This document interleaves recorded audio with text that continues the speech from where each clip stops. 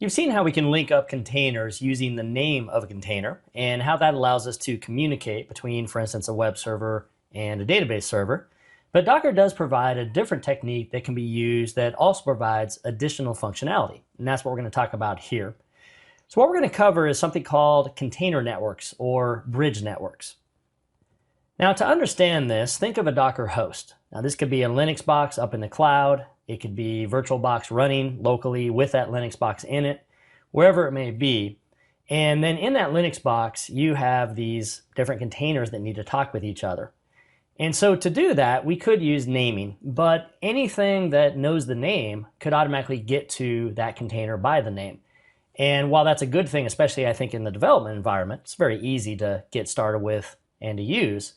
Once you start having a whole bunch of containers running, you might want to start to isolate those containers so that you have to be in the same group, if you will.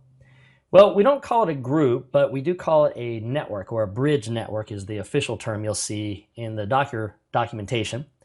And the way it works is you can, through Docker client, create an isolated network. And you just give it a name. It's a very simple command that I'll show you coming up here in a moment. Any container that's run in that isolated network can communicate with other containers in that same isolated network, and they do so by name. That's why we took a look at the legacy linking type of container naming and linking earlier. That means I could have one set up here. Maybe this is a Node.js server talking to MongoDB, whereas I might have a separate isolated network with Postgres, ASP.NET Core, and some other type of infrastructure set up there for containers. So this is nice because I can actually now group the containers into their own isolated network, and that allows me to isolate them much more in who they're allowed to communicate with as far as their container friends, if you will. The steps to follow to create a container network are actually very straightforward, and the commands you're going to run with Docker client are also very easy. So the first thing we'll do is we need to create a custom bridge network, and we'll give that a name. Now, once you've set up your custom bridge network and given it a name, then you can start the containers up using the standard Docker run, but we can specify what isolated network to run in. Now, it is possible for a container to run in more than one network, and that would allow it to communicate with multiple containers that might be kind of cross-group, if you will, cross-isolated network.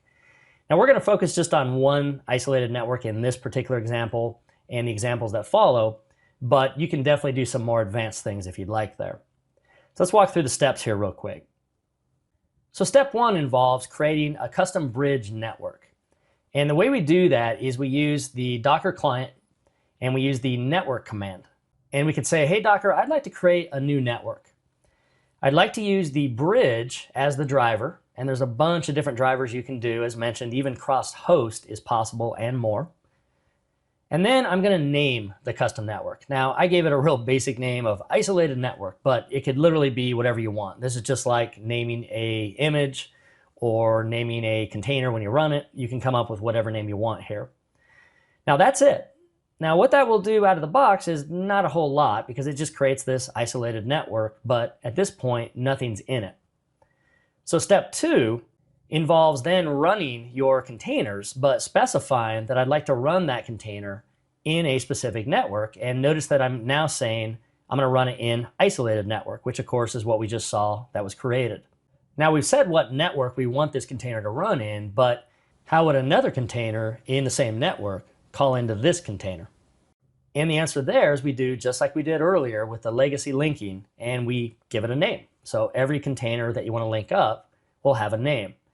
So in this case, I named it just plain old MongoDB. Now, the connection string for a web container that's also in the isolated network could then call into MongoDB by using a server name of MongoDB, because that's what the container name is. So I won't have to use the -- link that we saw earlier with the legacy linking, and you're going to see all this coming up with an example in just a moment, but all I have to do is just give every container that I want to link to a name. As long as they're in the same isolated network in this case, I can now reference that name just like we saw earlier, and then I'm off and running. I can hit a database, a caching server, or whatever it may be. Now it's important to note that the Docker documentation doesn't actually refer to this technique with the bridge and the container networking as linking. That's a term I like to use because it just makes sense. We want to link one container to another. But in this world, really we would just call it communicate between one container and another container. Now to wrap this up, I also want to mention that linking, as far as the legacy linking, is actually not supported in this world. We don't need it, of course. We have our isolated network and we can just use that directly. So now that you've seen an example of what this bridge network or container networking looks like, let's jump into the samples that we already saw earlier with Node and Mongo and ASP.NET Core and Postgres. Let's see how we can change those up to use this technique.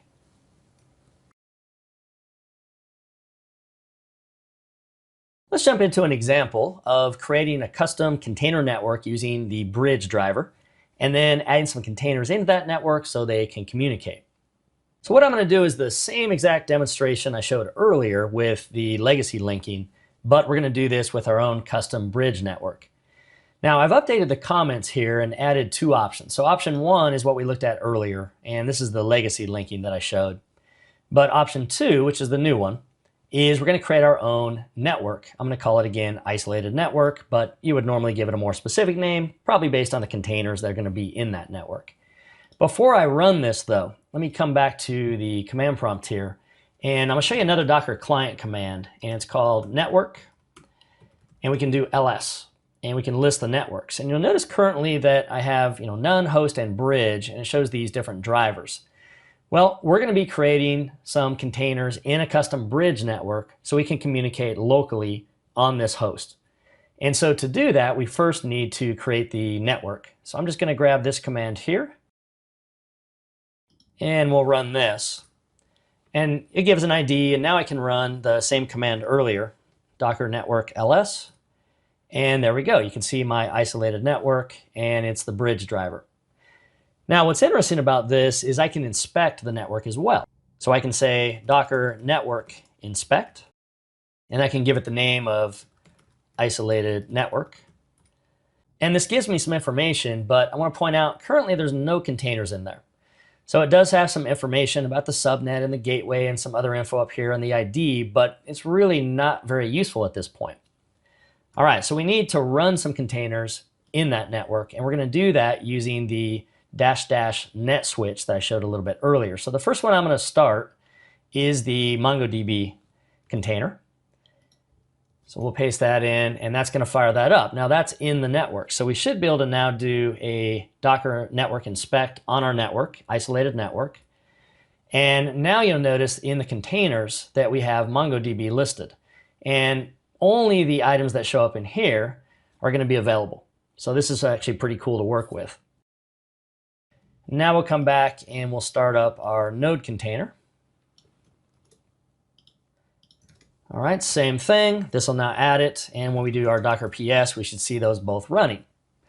All right, now I can go to the browser, and I didn't load the sample data here, but let's just refresh. And we should see this docker command show up once it loads up here. All right, and there we go. Now, I've already shown earlier in a previous demo that if we want, we can do this docker exec, and this will run against the name that you see here of the container. So I made it a little bit easier. You don't have to know the container ID now. Go ahead and run that, and that starts it up, and then I can just stop to get out.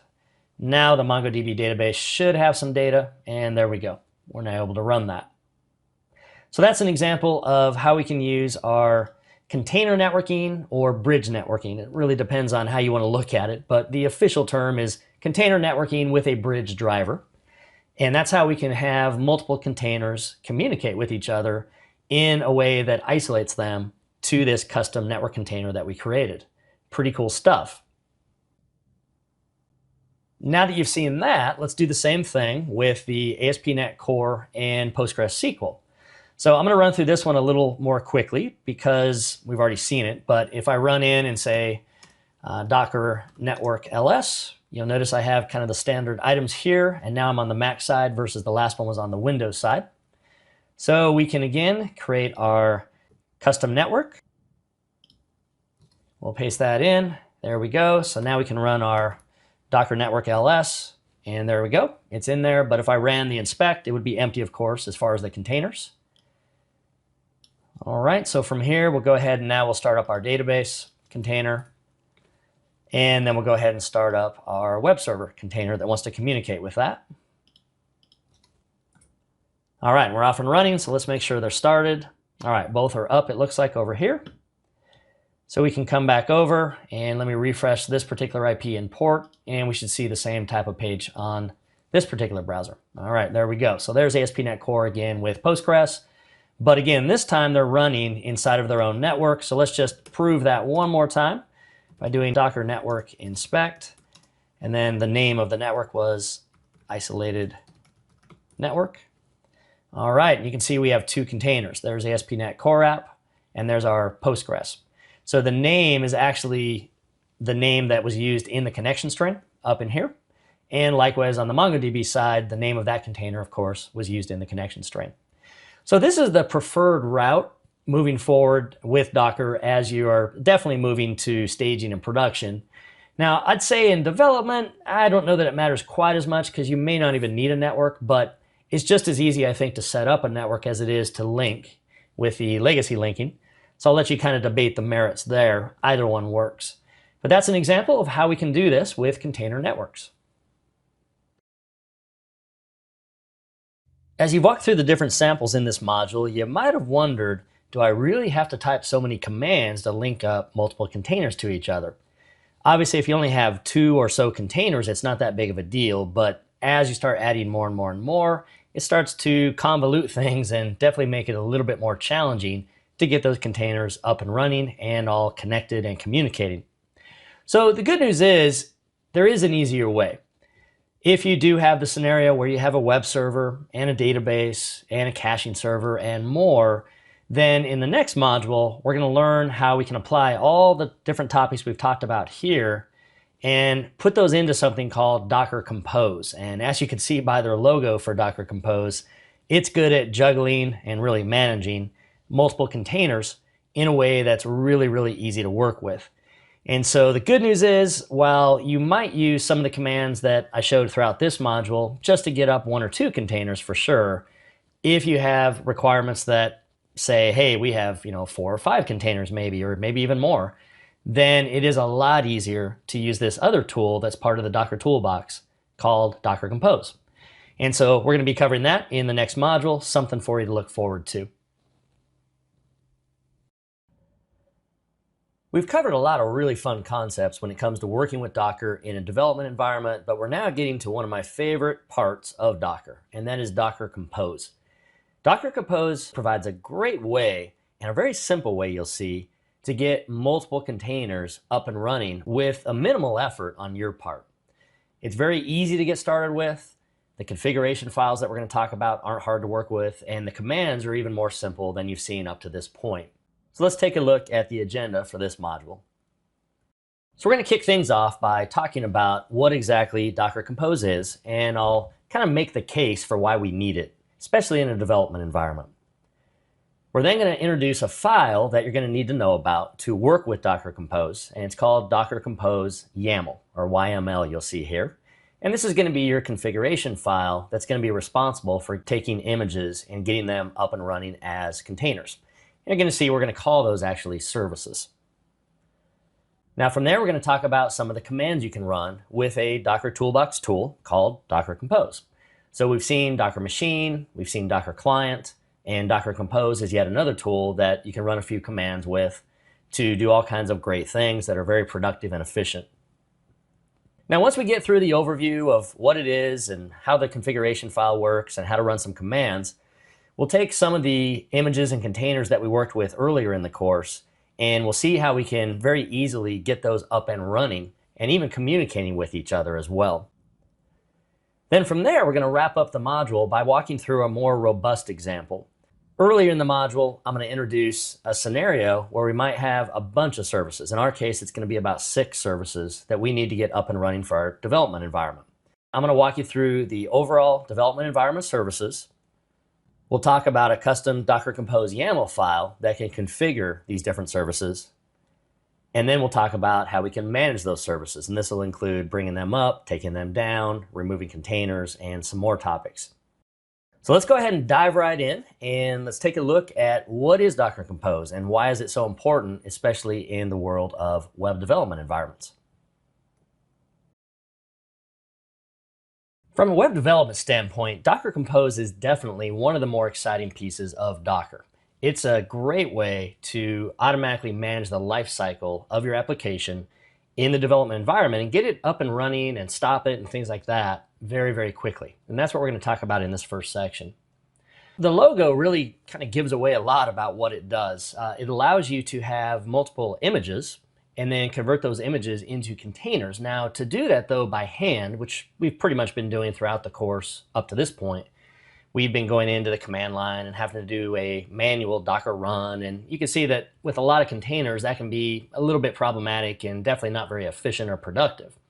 So the image that you see here from their logo reflects exactly what it does. It allows you to manage multiple containers and the overall life cycle.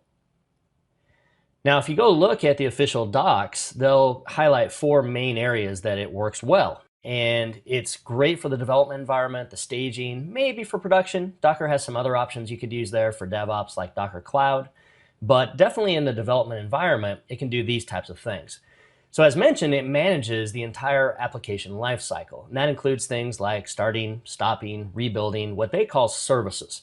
Now you're going to see that a service really becomes a running container. So we're still going to be using images behind the scenes that get converted into running containers, but we're going to call those services in the world of Docker Compose, as you'll see as we dig in deeper. It also allows us to view the status of running services, including the log output of all those running services, very easily. You don't have to do a command per container to get the logs. You can actually get to all the different container logs at once if you'd like. Now, if you do want to get to one container and do a one-off operation, you want to maybe view the logs for it or just start and stop that one container or even build it from the image standpoint, then Docker Compose will let you do that as well. So it's a really, really nice way to manage different containers in an app that you're going to be working with. Now, let's talk about the need for Docker Compose. This gives you some high-level, kind of 10,000-foot level stuff, but let's dive in a little bit more here. So let's assume that we have a setup in a web app where we have Nginx on the front end, and that's a reverse proxy. We have Redis for caching on the back end and MongoDB as our data storage, let's assume. And the Nginx, when a request comes in, let's assume that it also is going to route that into different Node.js servers. Now, again, you could substitute your chosen framework. It could be PHP, ASP.NET, Java, whatever it may be here. Now, as these servers get called, they'll, of course, call into the database. They'll more than likely then cache some of that data in Redis, and then that's kind of how it proceeds. Now, what's nice, though, is Docker Compose can manage all of these, and you'll see that we have 6 different containers in this particular case, and you can certainly have a lot more if you have other application servers and things going. And managing those by hand, I don't know that I want to do that. It's a little bit problematic. Like I said, not very efficient, not very productive. So Docker Compose has a file that we're going to be talking about called docker-compose, and it's a YAML file. So if you're new to it, don't worry. It's a super, super simple format. And in this file, you can define all these services and even the relationships between the services. If you remember earlier in the course, we talked about linking, and we also talked about networking or bridge networks. And we're going to talk about that as well here as we dive into this Docker Compose. So what we're ultimately going to be after here is we're going to make a Docker Compose file that can manage the different application services. Now, the services in this case would be the Nginx, the Node, the Redis, the Mongo. Really, they're just containers, of course, at runtime. But in this world of Docker Compose, we're going to call and refer to them as services. Now, the standard workflow, once you have your Docker files set up, if you have custom Docker files, and your Docker Compose YAML file, is you're going to use Docker Compose to then build your services. Now, under the covers, that's just going to create images like we've been doing all throughout the class. From there, we can then use Docker Compose to start up our services, and then when we're done, we can tear down those services and stop the containers and even remove them if you'd like. Throughout the rest of this module, we're going to be talking about these different aspects of the Docker Compose workflow. And we're going to start off, for instance, by talking about the Docker Compose YAML file and how you can work with that. Then we'll move into some of the Docker Compose commands that you can run. And then we'll jump into some actual examples of using it and applying it to a development environment. So let's jump into how this YAML file is used and some of the key aspects and instructions that you're going to find in the YAML file. So first off, the Docker Compose YAML file defines, as mentioned, all of our services. And so this would be things like what's the instances of different web servers you might have running, the different frameworks there, Node, PHP, Java, whatever it may be, your database services, caching services, you might have some application server services, and so on and so forth.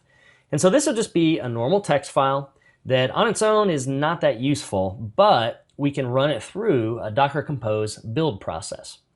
And this build process can actually generate images that we can then use to create containers as we run this. Now, the Docker Compose build process you're going to see is extremely simple. In fact, it's probably the simplest command we've run throughout the entire course. That's why I'm a big fan of Docker Compose. It provides a lot of functionality with just a little bit of work on your part. So we'll be looking at these commands in a moment. Now, that's going to generate, as mentioned, the images. We're going to call these services, though, once they get up and running. And then on a development machine, just with one little command, I can then build out my services. And then with one other very small command, I can then get those services up and running.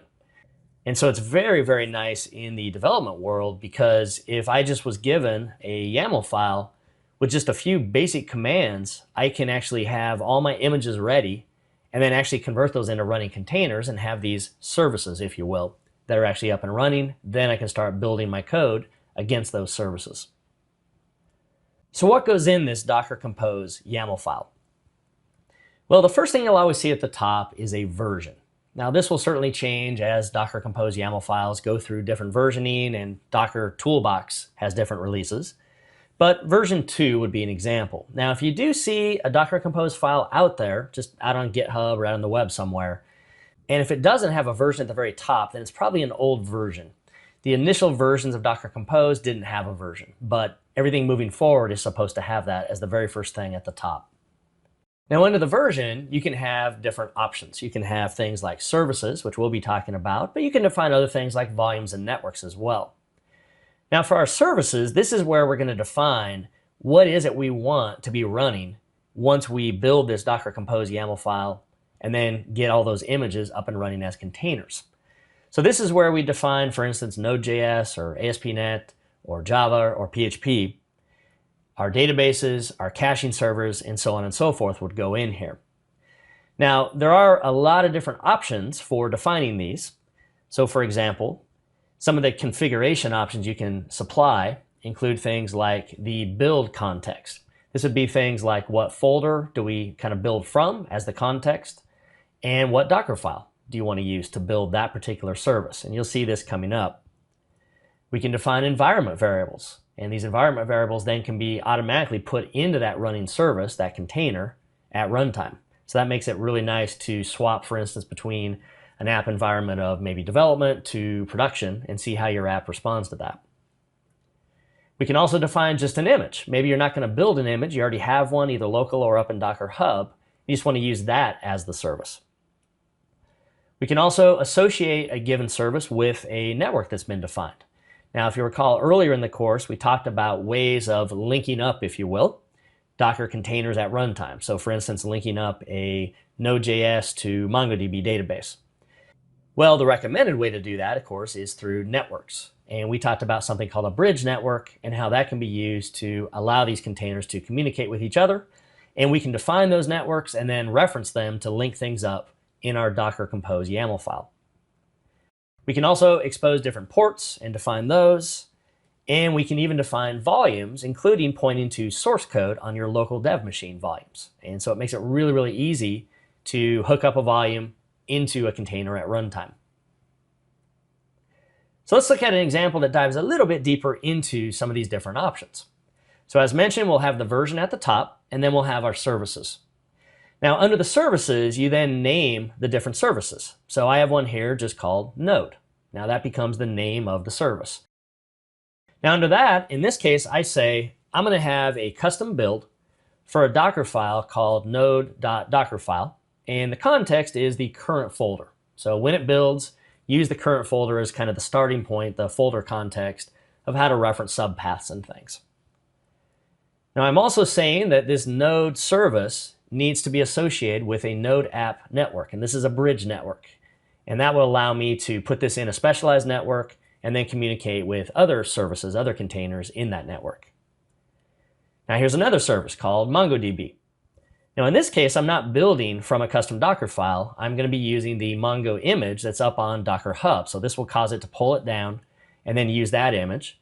And then notice I'm adding it to the same network, nodeapp-network. And then you can even define multiple networks. In this case, I define a single network called nodeapp-network, and then it has a driver, which is our bridge type of network.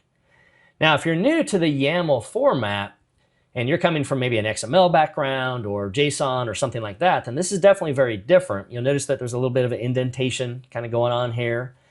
And what's nice about this is, number one, you don't have to worry about closing tags, so it's very simple that way. And you also don't have to worry about closing brackets and things, as with JSON. It's just a different way to do it. So you can see it's just a simple file. On its own, it's not that useful, but as I teach you and we walk through the different Docker Compose commands, we can take this and convert it into a node service, a MongoDB service, and then a network that both of those services are in so they can communicate with each other. So that's a simple example of what could be in a Docker Compose YAML file. Now let's look at how we can work with some of the commands that can take this and convert it into images, containers, and services. Once you have your Docker Compose YAML file available, you can go into the Quick Start terminal and run the Docker Compose tool and use some different commands that we're going to talk through real quick here. So here's a few of the key commands that we're going to be using in the upcoming sections in this module. First off, we need to build our services into images. And we can do that with the Docker Compose tool, and we can run the build command. That's it. Really simple. You'll notice there's not a lot to that, especially if you look back to what we've done when we did builds in the past with just the Docker client. Now, once you have your images available, you can then say Docker Compose up to start those up as running containers. You can tear them down with the Docker Compose down command. And then you can do a lot of other things in addition to that. We can view the logs. We can list the different containers that are running as our services. We can stop all of the different services and then start them back up if we'd like. And then once we've stopped them, we can even remove the different containers that are making up our services. Now we're going to be diving into a lot of these as I move into some of the examples of using them, but let's walk through the fundamentals of the key ones here, the build, the up, and the down. So earlier I talked about the Docker workflow involved building your services, starting them up, and then tearing them down. So let's focus on the build part here. So as shown earlier, we can come in and say Docker Compose build, and that will automatically build or rebuild all of the different service images that we need that are all defined in your Docker Compose YAML file. Now this is great because if you had a bunch of services like I showed earlier, maybe Nginx, Node, Mongo, Redis, and maybe even others, then with one simple command, you can automatically create all the different images that those services will need to run on your development machine. So it's really, really nice that way. Now you can also build individual services. Oftentimes as I'm doing this, I make a tweak maybe to a custom Docker file, or maybe there's just a new version of an image that you want up on Docker Hub, and you don't want to rebuild everything. You just want to rebuild one of those services. Well, you can do one-off commands as well, and this would only build or rebuild the Mongo service, of course. Now, once you have everything built, we can then start those services up, and you saw that's very, very simple to do with our Docker Compose up command. That'll automatically create the containers and then fire them up, start them up. That includes linking them together if you're doing linking technology or if you're using bridge networks or whatever it may be. So very, very simple. One simple command and you're up and running. Now again, I want to highlight, compare that to what we've done up to this point in the course where we've had to do individual Docker run commands, and some of those commands get a little bit long. This is a lot easier. So this is a great way to simply take a Docker YAML file, do a Docker Compose build. Once that's built, we can then say Docker Compose up and we're off and running. Now we can also come in and do a Docker Compose up and supply some other command line arguments here. Maybe there's a particular service we want to bring up individually, such as Node in this case. You'll notice over to the right here. And we don't want any of the other dependencies though. Maybe Node depends on MongoDB or PostgreSQL or something like that. And we don't want to recreate those other services, just the Node one. Well, we can do that with the Docker up. that will make sure that the node is brought back up, but we don't recreate the other containers that might be linked into or bridged into the node container. So we've now looked at building the services, starting up the services, and now let's look at tearing down the services. So the simple command here is docker compose down, and that automatically will take all the containers and stop them and then remove them. Now, if you don't want to remove them, you could just do docker compose stop. I showed you that a little bit earlier. But down's really nice in cases where you're kind of done, maybe for the day or something like that, and you just don't want those containers hanging around. Maybe you're going to be rebuilding your images anyway, and so you just like to kind of clear all that out. Now, if you'd also like to not only stop the containers, remove the containers, but also remove all the images, then you can add some extra switches here. You can do --RMI all would remove all the different images that we have associated with those services. And then you can even remove any volumes associated with those with just a very, very simple command you can see. So again, you can imagine if you had 5 containers running or more, this provides a really, really easy way to not only stop those and remove them, but even remove all the different images and all the containers associated with those instead of having to do that individually like we've done up to this point. Now, there's a lot of other commands you can run, but those are the key ones that you're going to start seeing as we look at Docker Compose in action. So let's jump on into the next section here and let's put this to use. Let's take a look at Docker Compose in action, and we're going to work with a custom YAML file as well as use some of the different Docker Compose commands that we talked about earlier.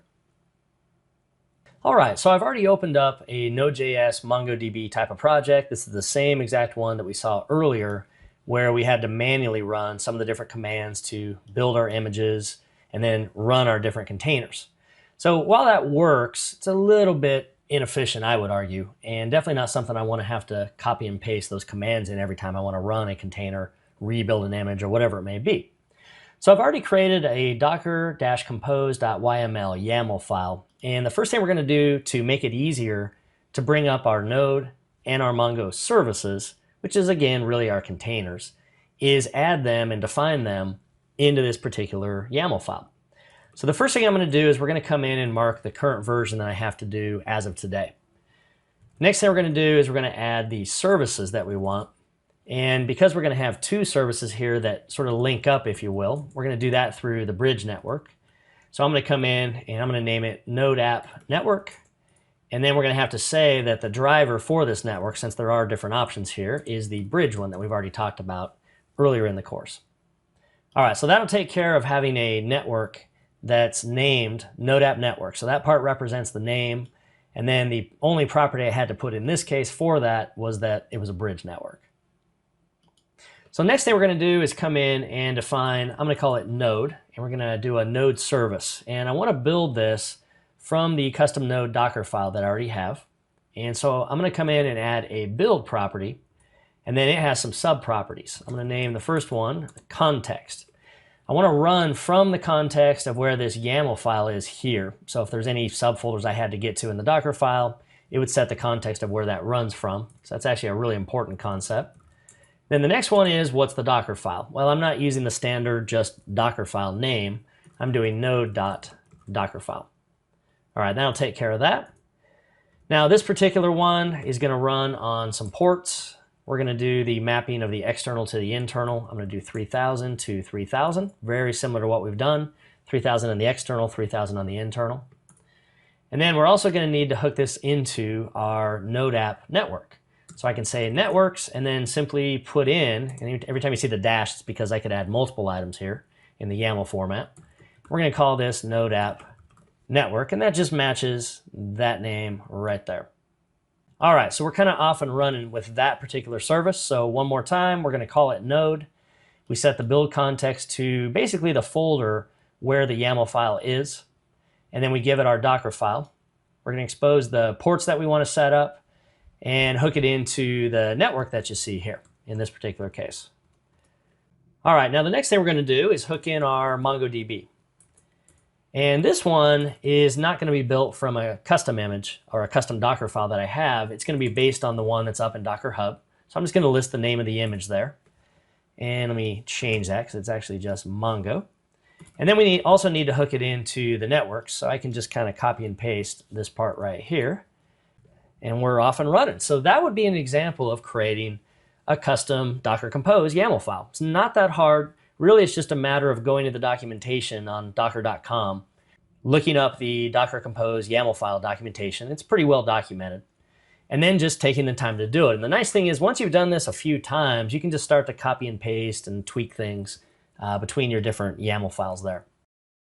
All right, so now we have our services defined. We have a node, we have a Mongo. They're both in the same node app network here. And that way, when we run these services and run the up command, then it's going to put both of them in the network so they can talk to each other. And we've seen that earlier again in the course. All right, so let me run off now to the terminal that I already have up for this particular folder. And because we have a Docker Compose file, imagine that you just checked this source code maybe out of your version control and brought it down to your local machine. And now all I'd have to do to get an environment up and running is say Docker Compose build. So I first need to get the images in place. Now this will take just a little bit of time. I have some of this cached, but it should be pretty quick. And you can see it's now done. And then Mongo was already there locally if I did Docker images, so it didn't have to do anything there. So if we do Docker images, you'll notice I have this node express MongoDB Docker app _ node. It kind of named that part. And we could even name it, by the way. That's possible to do too. And then here is my Mongo image. And so those are all ready to go. So now the next thing to try to get this going would be to do Docker Compose up. Now this is going to go ahead and start both of these up. They just did. And you'll notice though that when I brought it up, it's kind of in log mode right now. And so I'd have to open up a new terminal to really do anything here. Probably not what I want. So let's go ahead and go into here now. I'm going to say Docker Compose down. And that's going to go ahead and stop both of those. And it's going to go ahead and remove the containers as well, which is really nice. So we'll let this stop. All right, so that's all stopped now, and you'll notice it also removed. So stopped and removed all in one shot. Now, what I didn't like about that is when I did Docker Compose up, it kind of blocked us from using the terminal. So let's go ahead and do it, but we want to run in daemon mode. I want to run it behind the scenes. So let's go ahead and try that. All right, now notice they should be up. We'll prove that in a moment. But I can get back to the command prompt. So you've seen that before when we did Docker run. So let's go in and do another command, Docker Compose, and let's do PS and see what we have running here. And you can see we have 2 containers. So there's our MongoDB, there's our node, shows the status of the ports and the IPs and all that stuff we've already seen before. All right, so since those are both up, let's run off to the browser. And I already have the IP for the virtual machine here. We're going to do the port of 3000, and this should now hit it, and there we go. Now, I'm not going to run the DB seeder that we saw earlier. I'm not seeing any data because this was a fresh container, and so there's no data in the MongoDB database. But we certainly could also run commands against that if we wanted, and that way we could seed it with some data. But you can see it is up and running, and we didn't get any errors there.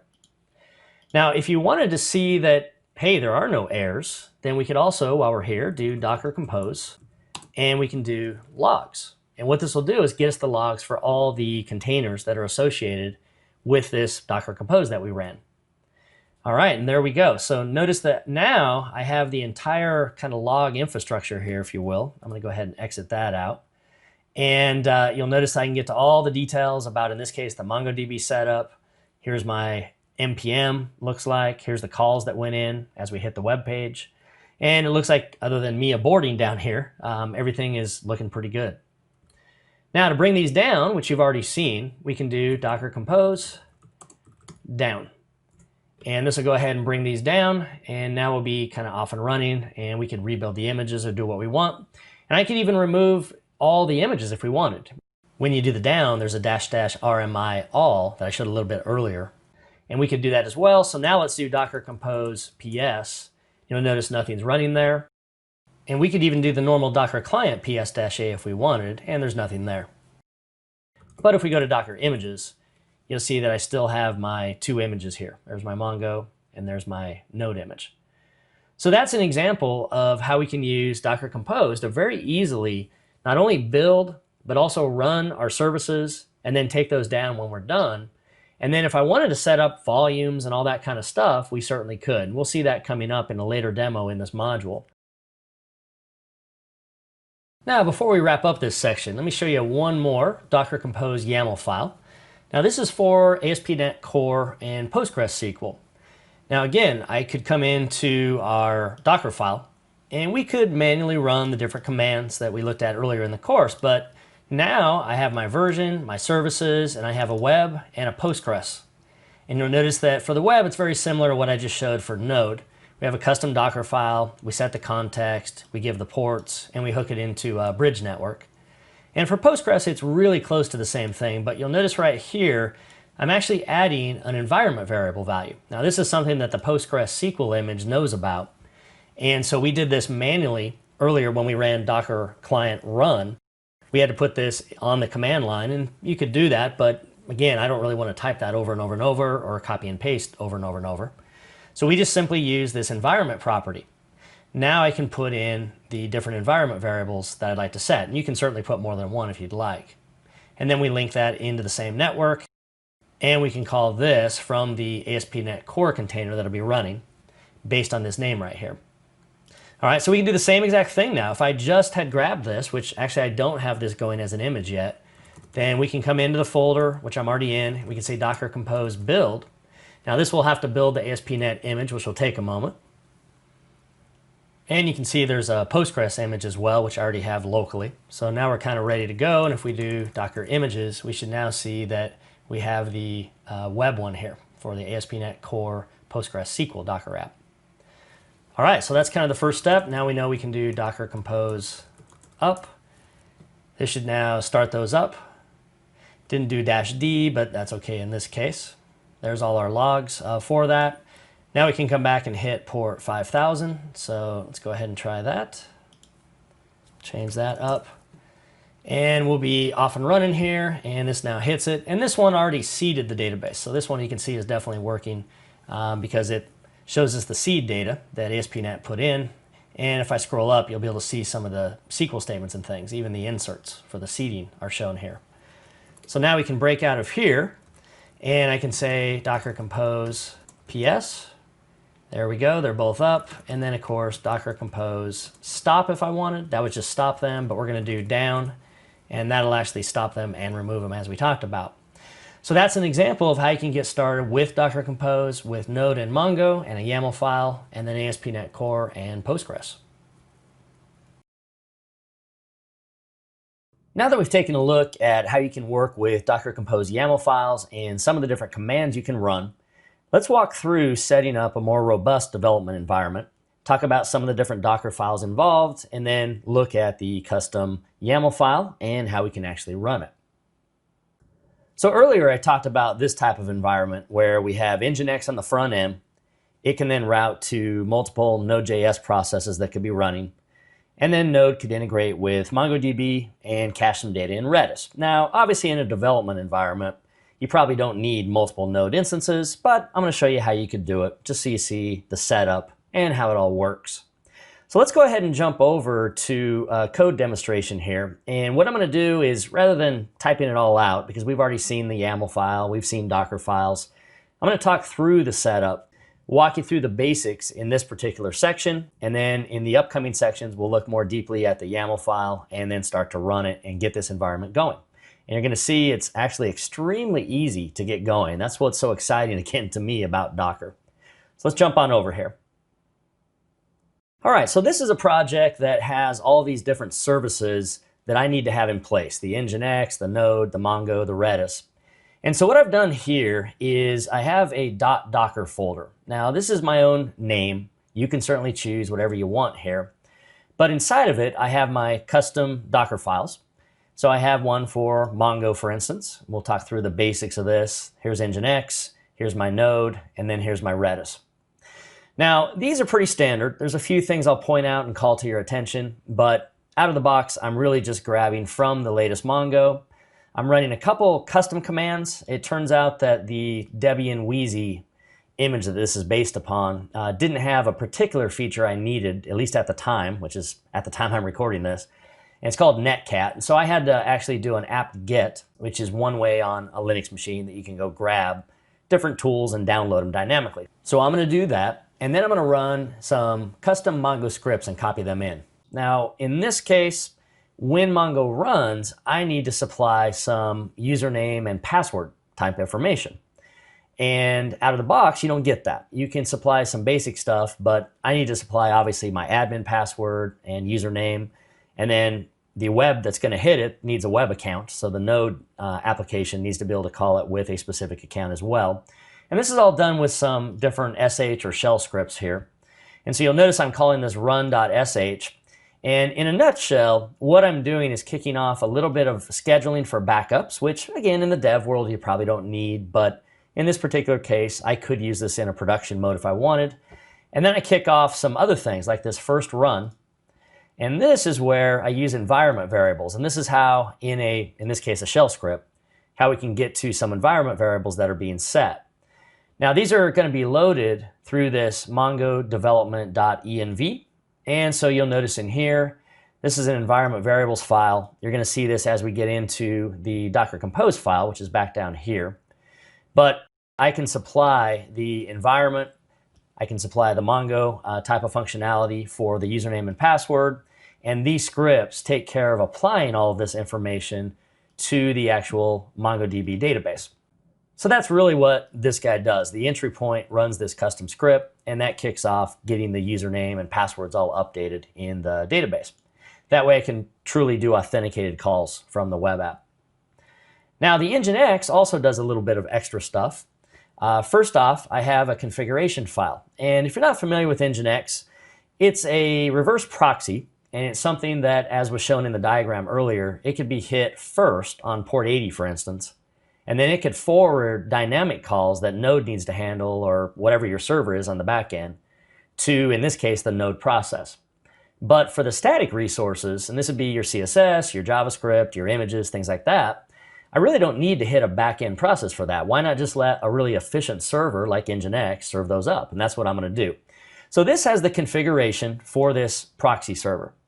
And so it's actually going to configure a few things. If I go into config Nginx, you'll notice in here, if I scroll on down, we have this little node upstream. And you don't feel like you need to understand this if you're new to it, because quite honestly, you could just go to their documentation, copy and paste some samples and tweak them. But I wanted to just point out that I actually set up a node 1, node 2, and node 3. So when a request comes into Nginx, if a dynamic call is required, in other words, it wasn't a static resource like a CSS file, then it can route it into one of these node instances. Now, as mentioned earlier, it's not like you need 3 node instances in development, but maybe you want to simulate a production type of scenario and do some testing. Well, it's pretty easy to do that. And that's kind of why I set this up.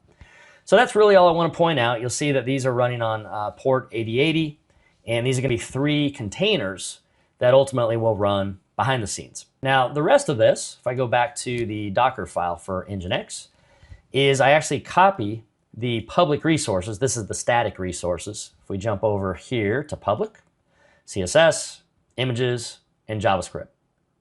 So I'm actually copying that up into the container that's going to run for Nginx, and that way it can handle serving that. I do a little bit with certificates in case you want to play around with SSL. These are self-signed certificates, so they wouldn't be used for production. And then I kick it off down here by running the Nginx command that you see right here. So that's that Docker file. Now I also have one for Node. This one's pretty basic. It does a little bit of an install as far as npm install, installs something called PM2. This is a process monitor that'll monitor our server process for all the Node instances. And if the server process dies, it'll restart it. Or if I change the code, it can restart it. And that's a real nice thing to have, obviously, in development mode. And then finally, I have the Redis image. And really all I'm doing here is copying, again, some configuration file info. And that, again, is located up in this config. You'll see Redis. And all I'm doing here is supplying a password for the caching server. Don't use that in production, but it's not bad for dev. Just password. All right, so that's a quick run through on the services that we're going to have running and the Docker files that are going to drive these images and ultimately the containers. And by using these, you're going to see that we can make a Docker Compose file, and we'll be doing that in the next section here, and then get that up and running very quickly and efficiently using the Docker Compose commands.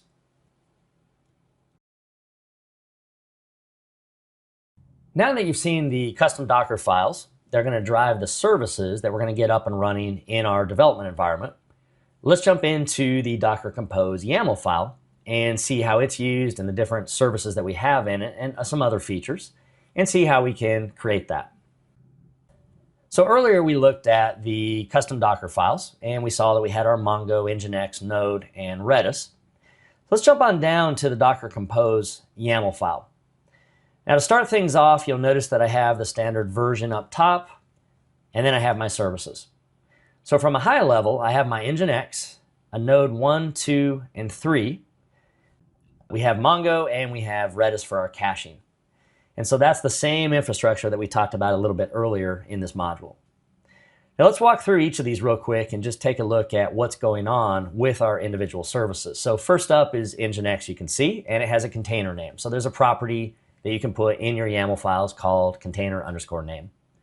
We've already seen the build context up to this point in the modules, and we're setting the build context as this folder here, the root of this folder, which is code within Docker services. And then you'll notice that I'm pointing the Docker file location to that .docker folder that we looked at earlier, and of course the actual Docker file.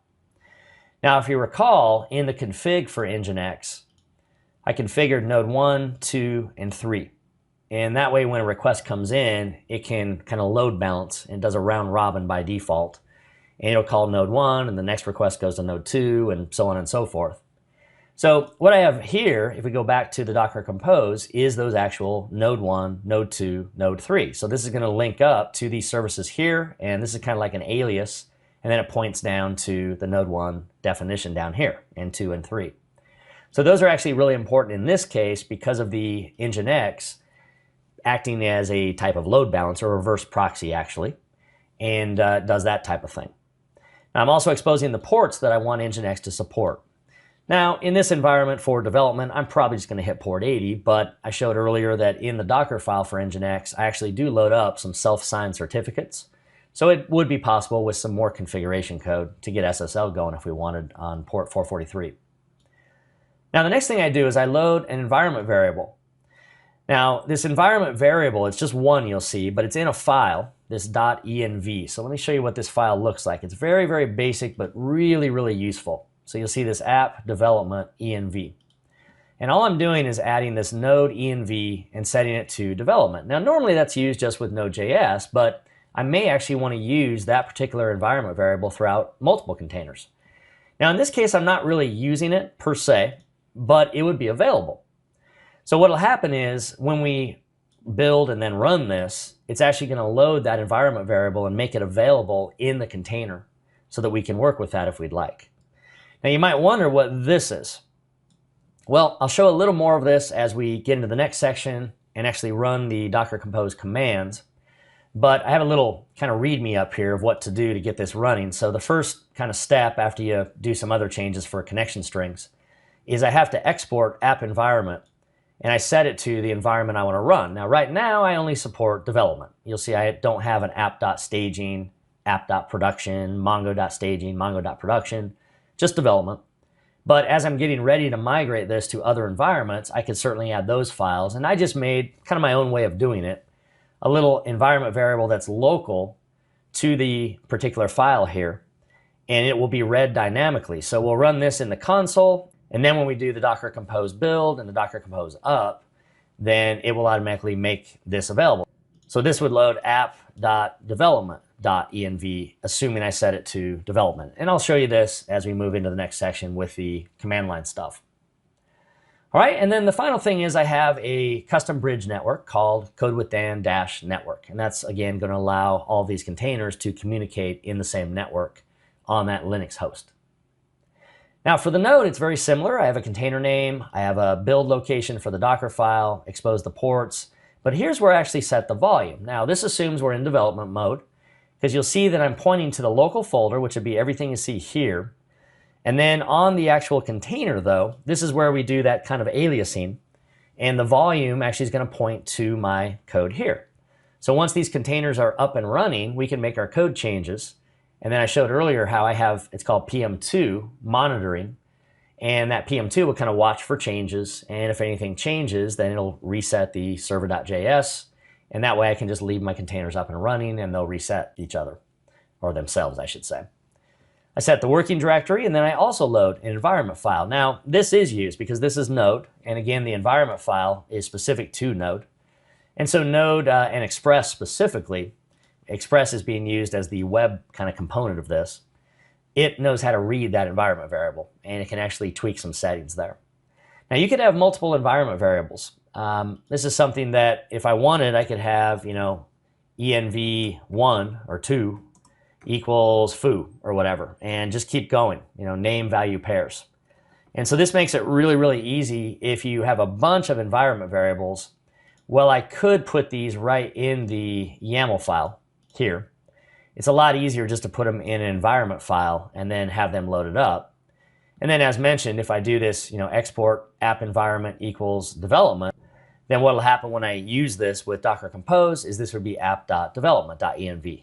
Now, obviously, if I change this to production, then it'd be app.production.env, and that would help you kind of dynamically load the different environment variables.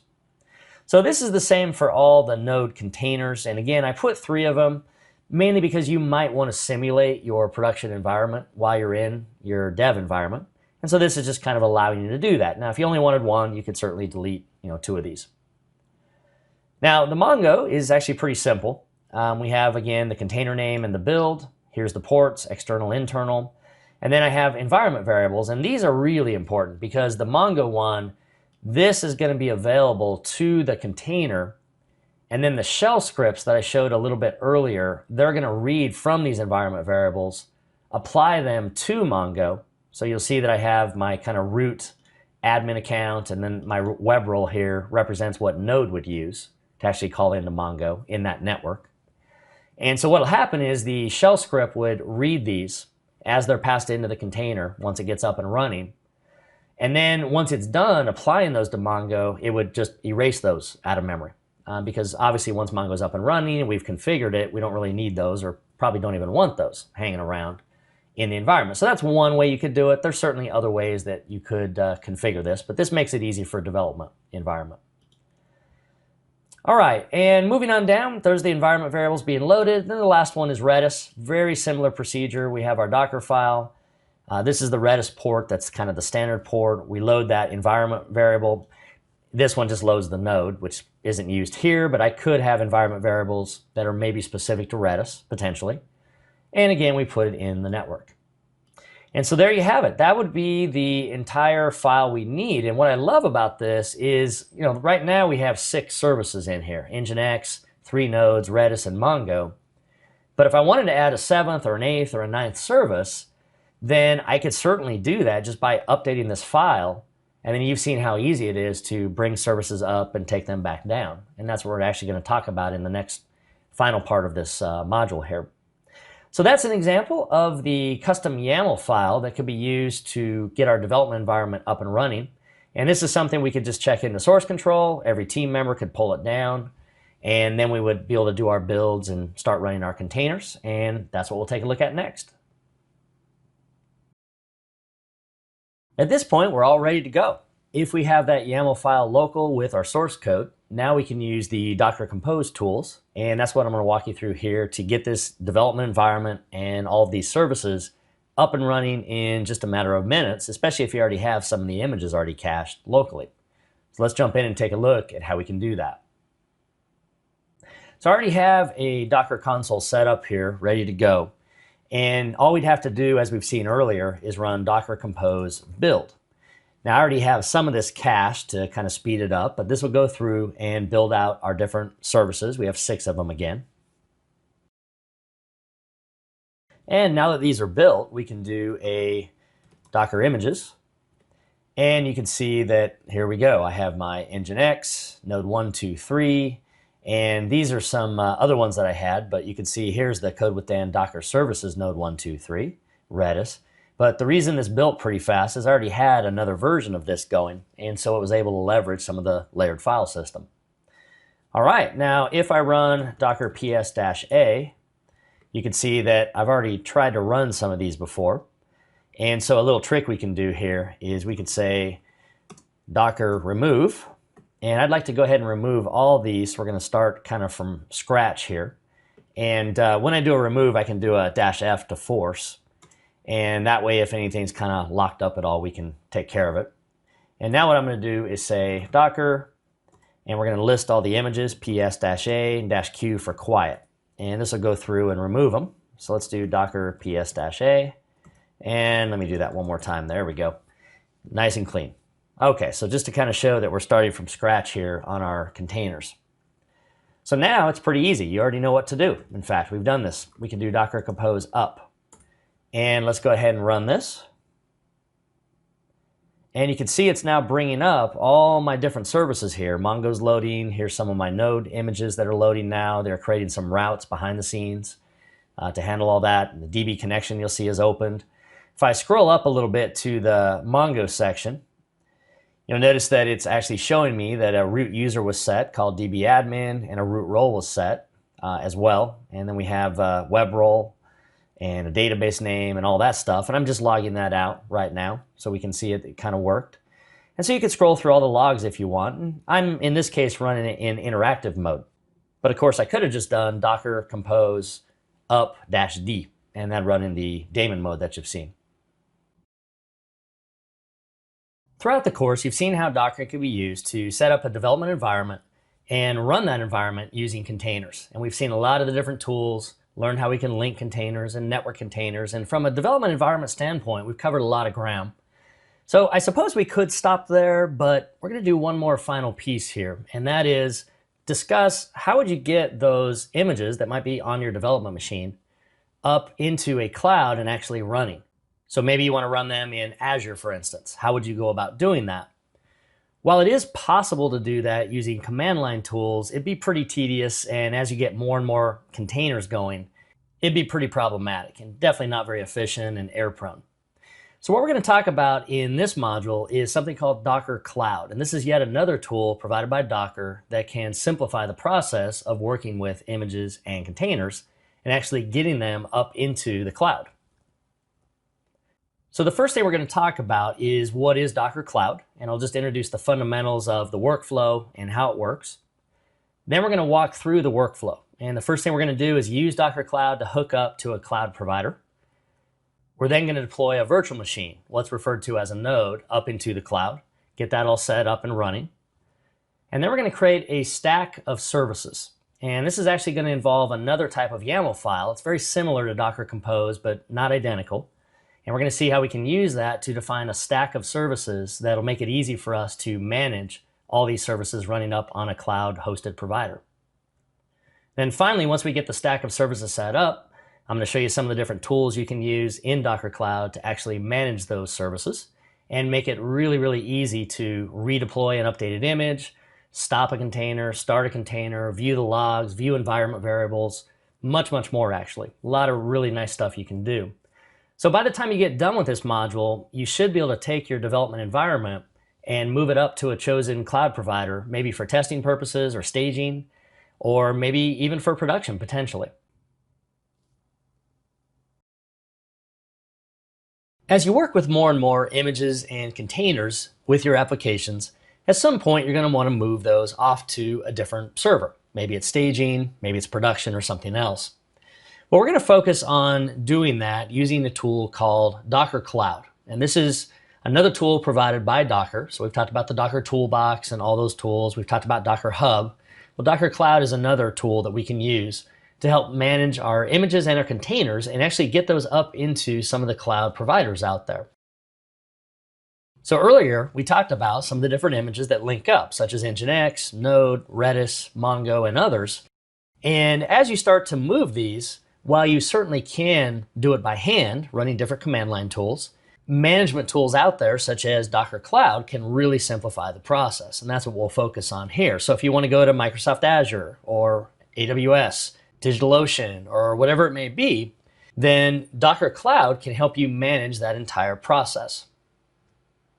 So some of the key features are that you can link to the major cloud providers out there, and even if your provider is not available to link, you can bring your own virtual image if you'd like and work with that. There's a tool you can install to even make that possible. Using Docker Cloud, you can then set up and provision what they refer to as nodes up in the cloud. And you can really think of this as a running virtual machine that you can get up and running. And you could set up and scale out multiple nodes if you'd like. Now, once a node is provisioned and set up, you can then create a stack, it's called, of Docker services and deploy those to the node or nodes that you might have in the cloud. And this is a really powerful concept that we'll go through. And then you can use Docker Cloud to manage the stacks and the services that you may have.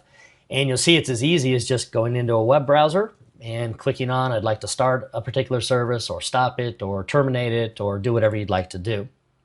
So here's the general workflow that we're going to walk through. So first off, I'm going to show you how we can use Docker Cloud to link up to a cloud provider. From there, we're actually going to deploy a virtual machine up in the cloud, and we'll deploy this node as it's called. We'll then use another type of YAML file, very similar to Docker Compose, to actually create a stack of services. And then we'll use Docker Cloud to manage those stack services. And what's really nice about this, you'll see, is that we can do things like view IP addresses. I can actually get to a terminal right in the browser and interact with my different containers if I'd like. And it makes it really easy to get to those. So for instance, if you'd like to hook maybe a MongoDB tool like Mongo Chef into one of your Mongo containers, then they provide a nice endpoint that you can hit and make that a pretty straightforward process to get started with. So let's get started with Docker Cloud and see how we can link it to a cloud provider. Let's wrap up by doing a final review of the case for Docker and why we want to use this in our development environment.